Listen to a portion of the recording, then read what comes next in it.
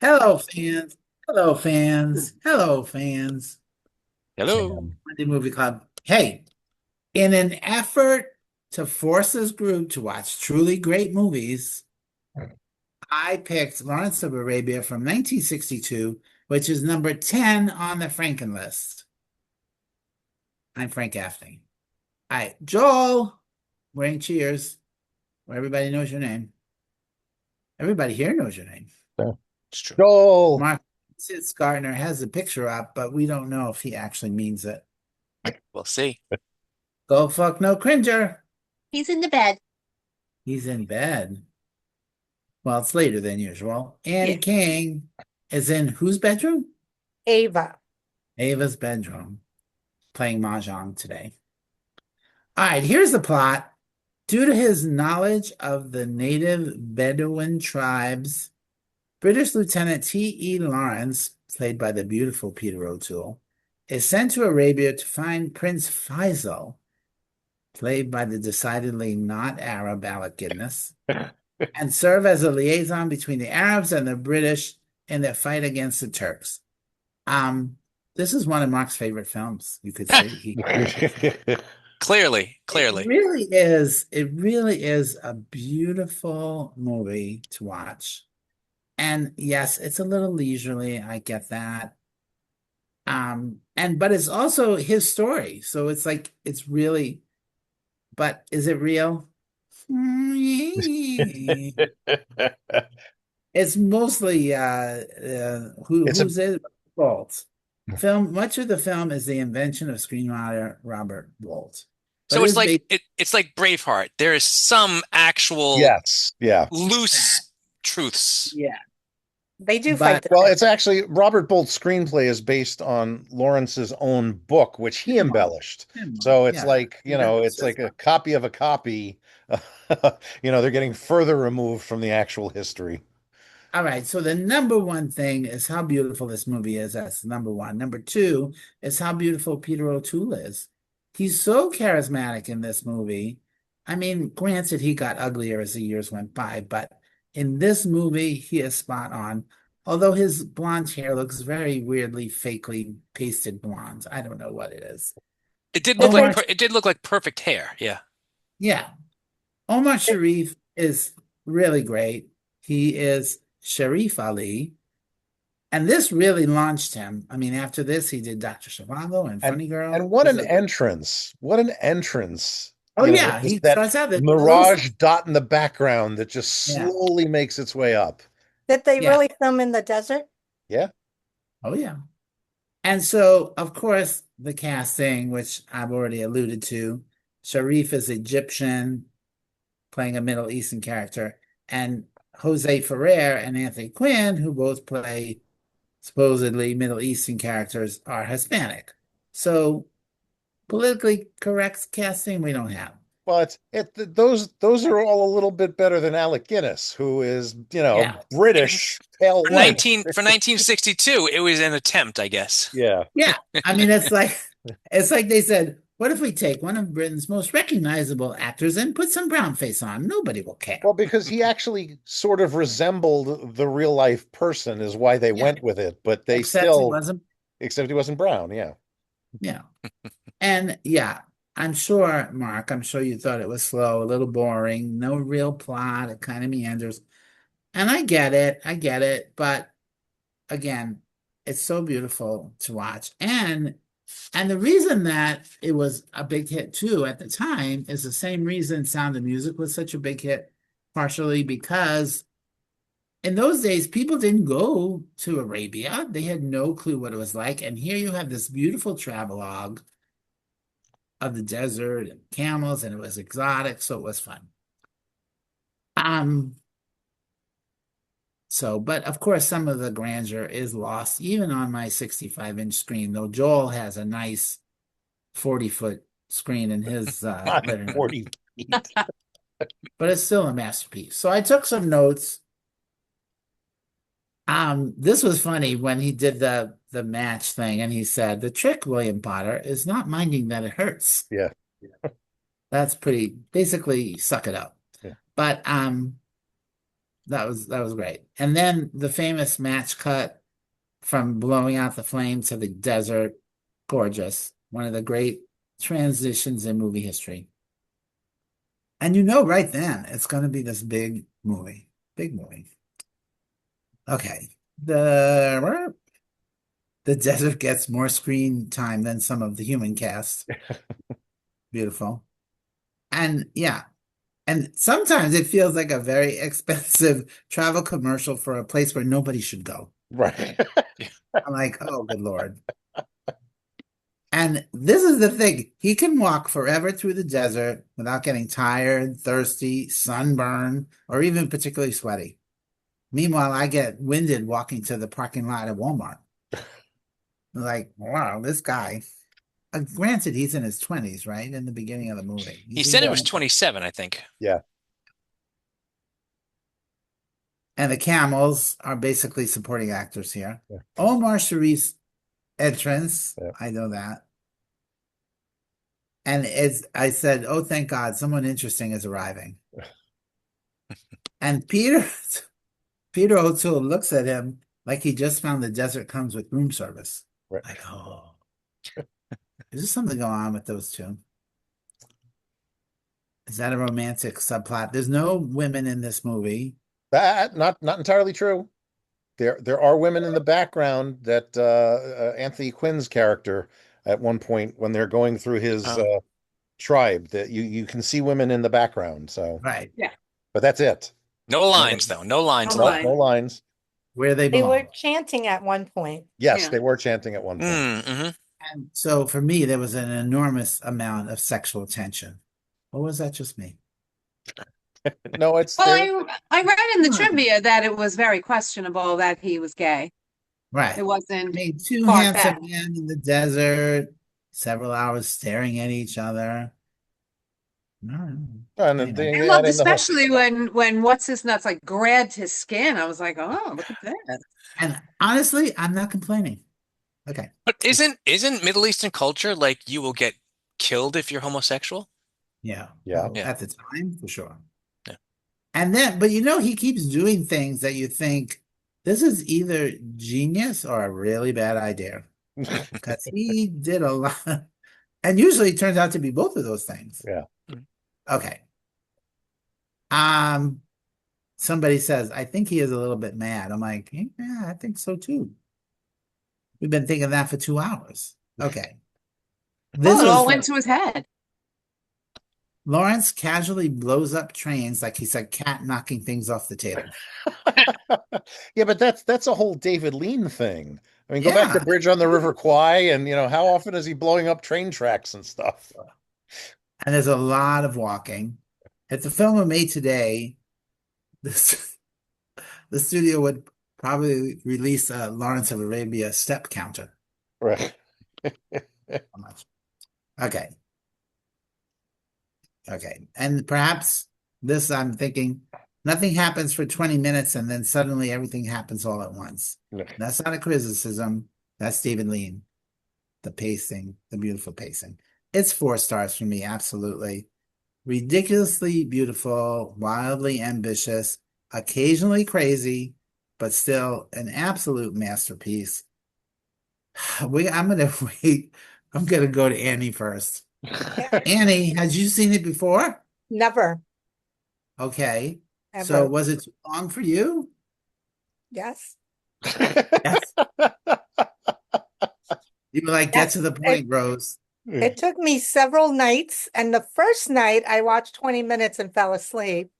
So then I had to go back a little bit to figure out what was happening.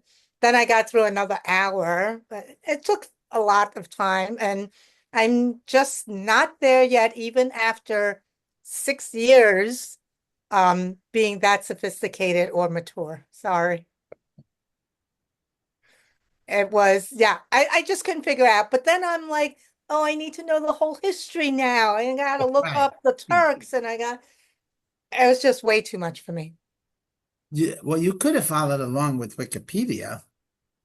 Yeah, I guess I don't think about that. Then I had to research like the Turks and World War I, and it was just long for me. Too much. So, It was a homework. yeah. And I still don't understand it. So it's yeah. And it's just totally lost on me. I was never that good in history during World War One time. I'm getting better at World War Two because you make me watch all these war With movies. So the takeaway from this is you have to give me more World War One movies. There you go. I'm better at it. Fight on the Western Front. Write it down, Joel. Yeah, I haven't seen that one either. Which version? Either version is very good. Yeah, they Didn't are they just both. do one like 2 years ago? Yeah. Bridge on the River Kwai, That's very good. Bridge on the River Kwai is a World War II movie. Yeah. but that's the one we did. Oh, I thought that would have been a Vietnam movie, no? Bridge on the Where's River Kwai? Yeah, where's the River Kwai? Well, It yeah, sounds like it could be in Cambodia. I don't know. it's in that area of the world, but it's during World War II. Yeah. Wow. Who saw All right, that man. coming? Huh? Anybody who's seen the movie? So At the end not of the me. day, you're going. I'm gonna go 2.5 for me. It was really beautiful though, but I just didn't really understand it, torturous. and he was really crazy by the end. Okay. Yeah. Yeah. But then I Mhm. couldn't remember back to the beginning, were any of the people at the funeral one of those people? Yeah, yeah. Oh yeah, Right? there were Yeah. you saw almost I think every one of them at some point pops up in the movie during the Right. story, especially the one that was like, no, I never met him, but he was a stand-up guy or whatever he says. Yeah. He runs into him at least twice, and it's like he has these fleeting moments. So it's like, why are you there? Even though he never met him. Yeah. Yeah. So, but then I And was too tired to go back and figure it out. Aim, had you seen it before? No, it's always been on my list. And it took you 9 hours to watch? It took me a while to watch because I actually watched it 1.5 times. Last weekend, I watched all of part one, which is 2.5 hours, with a lot of rewinding, and because it was too late to be starting it. And then Friday night, I think it was, I said, let me just fucking start all over because I don't know what in the world is going on. I mean, seriously, it is, the Hollywood, the cliche, not the right word, of the sweeping epic, your 70 mm Panavision. I mean, this is it. It was beautiful. The word you're Uh, looking for is epitome. Yes. Epitome, the epitome, yeah. Yes, the epitome. Yeah. Not the cliche. This is the epitome of that. And Frank, I totally laughed and thought of you, and I hope you did too, when somebody in part two, it was the photographer, the reporter wanted to take the picture of somebody, and I think it was a woman, and she said, you can't take a picture, maybe it was a guy. No, of course it was a guy. There were no women. And the guy said, you can't take my picture, you're gonna steal my soul. Yeah. And we met somebody who actually said that to us. We had no idea. Was it in Florida? Jamaica. Oh, it was in Jamaica. Yeah, a woman would not let us take her picture because we were going to steal her soul. We never heard anything like that. Obviously, it's true. Yeah. I didn't take any notes, but like Annie, I lost all maturity and sophistication because I was like, who is this person again? What is going on? And I did read the IMDb summary synopsis, which is the exact same now, unfortunately, as the Wikipedia one. It's the same thing. And it was a terrible synopsis, and it was all over the place. I didn't know who anybody was. I was like, oh yeah, it's that person, I think. I don't know. Just too much. I would have really liked this movie if it was 2.5 hours. And I appreciate that it's number 10 on the list and that it's a beautiful movie that everybody loves, but I can't watch it for a third time. So I'm going to also have to go 2.5. While I appreciate it, for me personally, I don't ever need to see it again. So I would give it like 3.5 for the movie itself and its place in history, but not for me personally. Okay, Mark. Well, Is I'm clearly. it picture worthy, or are you bullshitting us? You'll have to wait and see. But I'm clearly more mature and sophisticated than certain ladies right here. I did enjoy it better than them. Because it had fight scenes, obviously. Yes. And I wrote, so I watched it. Joel, I know I'm going to give Joel the heebie-jeebies because I'm the third one to now say I watched it over 3 days as well. I know he hates it. I did it, but I knew I was also going away for the weekend, so I had to do it early. So I watched it Sunday, Monday, Tuesday. So I don't remember what I wrote. So here we go. I don't know why I thought There was absolutely no dialogue for the first 17 minutes. I clearly blame Joel for this stuff for no reason. Okay, that's fair. I'll take Yeah, that. that's fair. Uh, there was obviously dialogue and more importantly, a good story being told. Um, I enjoyed this viewing much more than last time, but I never watched the whole. I watched like the first 40 minutes or something like that the first time. And you Uh, thought 20 of them had no dialogue, so exactly. So I said I enjoyed this viewing much more than last time, and this time I even finished it. I When did wrote. you watch it last time? I believe it was 2012, and I watched it on a 13-inch tube TV while I was on a exercise bike, Oh stationary my bike. God. Seriously. And all I Have saw a was little desert. respect. It was just him walking in the desert. I hated it. I was like, I'm done with this movie. I wrote Alex Guinness is embarrassed by the writing of Star Wars, but not by playing an Arab, a sign of the times, I guess. Um, and I never realized that everyone in Arabia spoke English. How I was convenient. thinking the same thing. Absolutely the same thing. While I did enjoy the movie, it still had way too long, slow parts that just dragged by, especially crossing the desert. We get it. It's beautiful cinematography, but Yeah. that part still remains way too long with very little dialogue. I'm a big fan of Aladdin, so whenever they said Aqaba, I kept hearing Robin Williams say Agrabah, which is they say Agrabah a million times in that. So, and I thought there would be a huge battle when they got to Aqaba after the whole setup, and it was over in 2 minutes. That's where I thought this was going to be the big battle of the movie, and they get there and nothing. Yeah, There's yeah, Mark, that's exactly like the first time you had sex. It was about 13 seconds. Over 2 minutes. Yeah. The shot of Lawrence falling asleep on his camel lasted longer than the entire battle, and I'm not kidding. It did take longer. I definitely found a lot of the names and the reasons for going here and there confusing throughout, so I agree with the ladies on that. I enjoyed the scene with the American journalist and Alec Guinness. And yes, I can finally see how Joel, you always say Dances with Wolves and Avatar stole the premise of this movie. Yeah. I agree. But I disagree. Overall, in the other movies, the main protagonist completely aligned with the new people, whereas Lawrence always had one foot firmly placed in Britain and was never really part of the people. He didn't have those. They may have respected him, but he didn't form like brotherhoods, I feel like. No, and because he couldn't. And that is the big difference between this film and those other two films. If it Aside was from the like fact those other two films were also shorter than this movie. So, although not by much. Not by much. Avatar. Yeah, both of them. Yeah, both of Yeah. them were around 3 hours. Yeah. Yeah.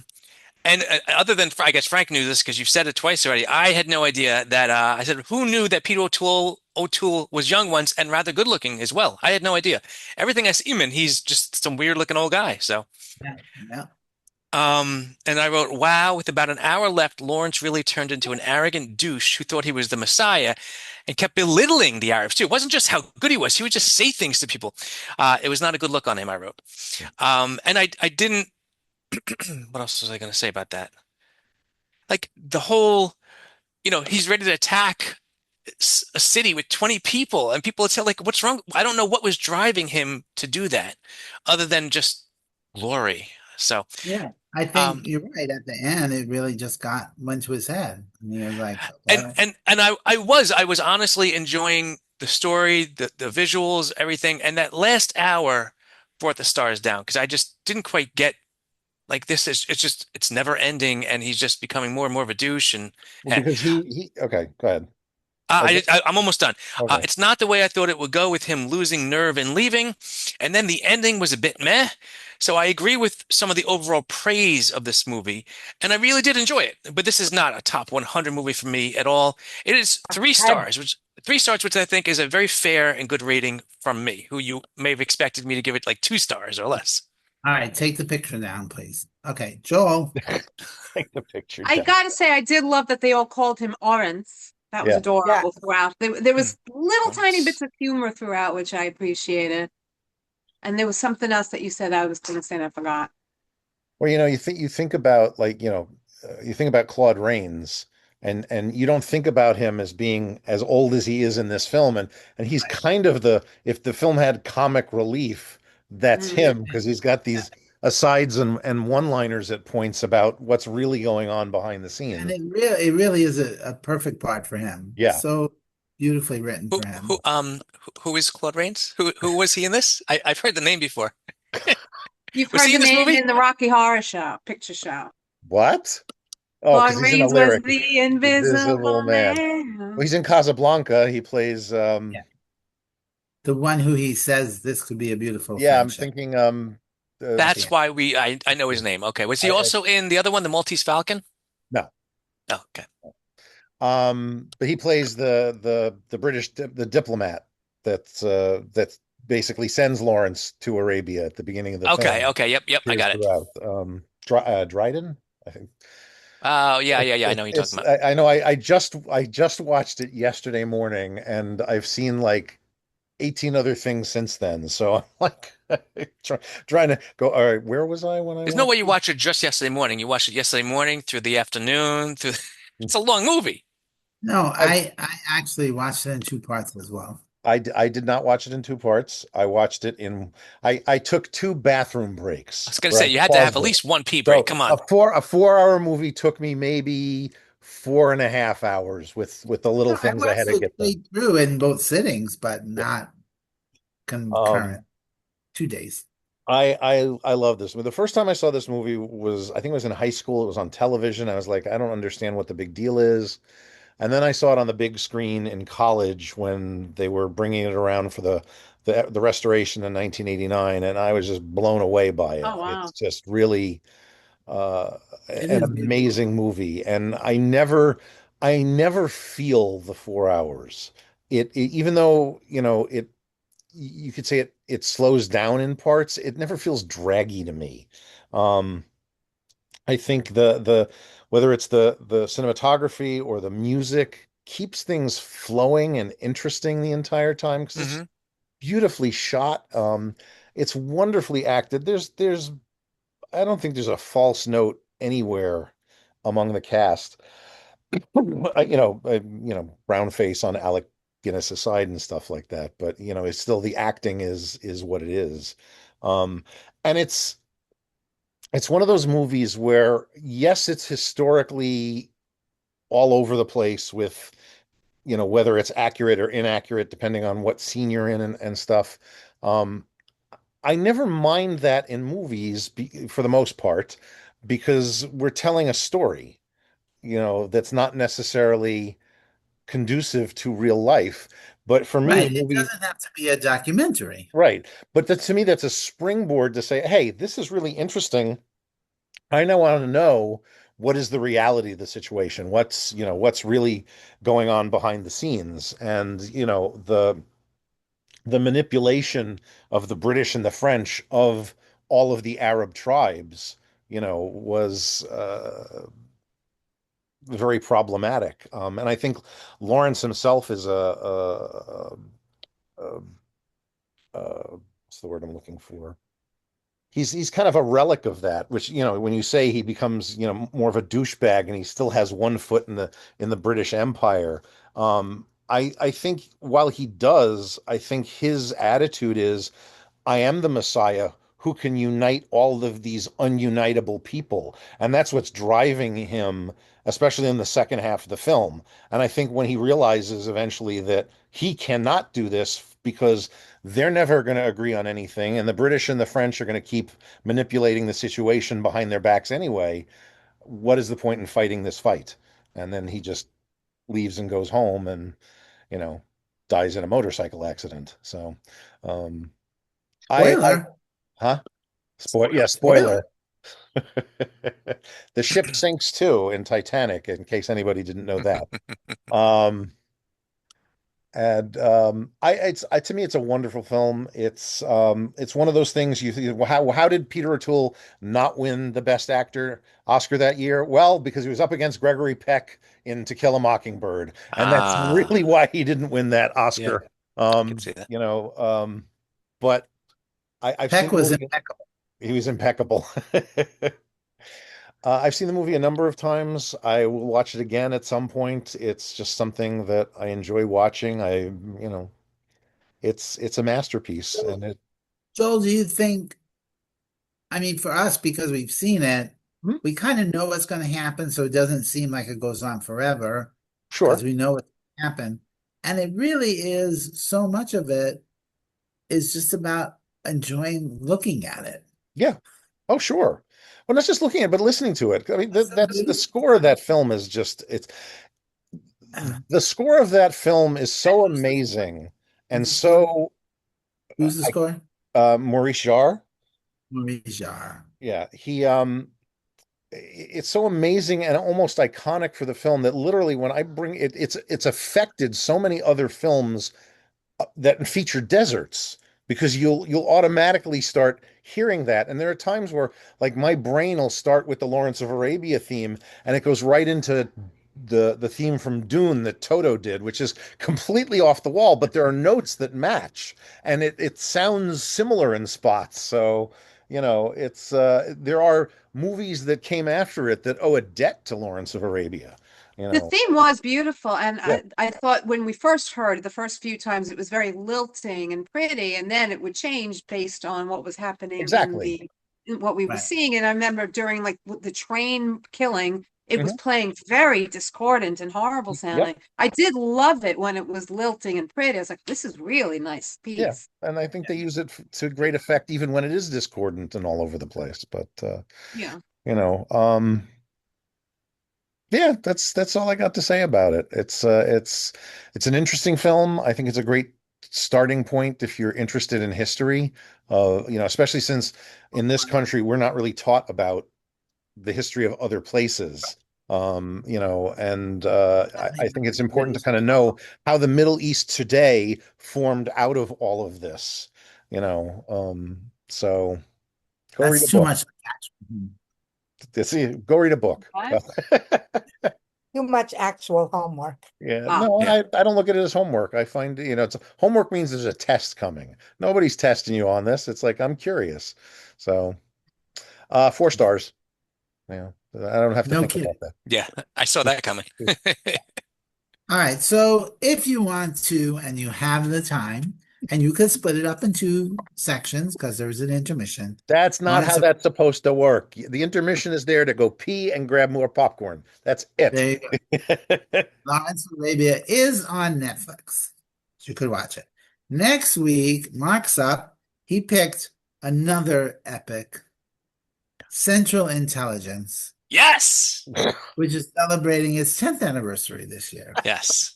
It's not Now on we the got a 4-star movie coming up.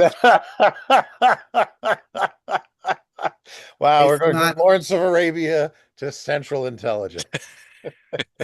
It's not on the usual streaming services, so you'd have to buy it if you want to watch it. Or with come over us. my house where I own the DVD. DVD. Why am I not surprised that you own this movie? Good Lord. Well, we'll talk about it next week. Was it like a $2.99 bin? It was a Christmas gift from the wife. Oh, I see. Okay. Well, then You I found it in the $2.99 bin. Yes, exactly. and that makes more sense. All right, that's it for us. I'm Frank Gaffney. Go watch a movie. And also with you.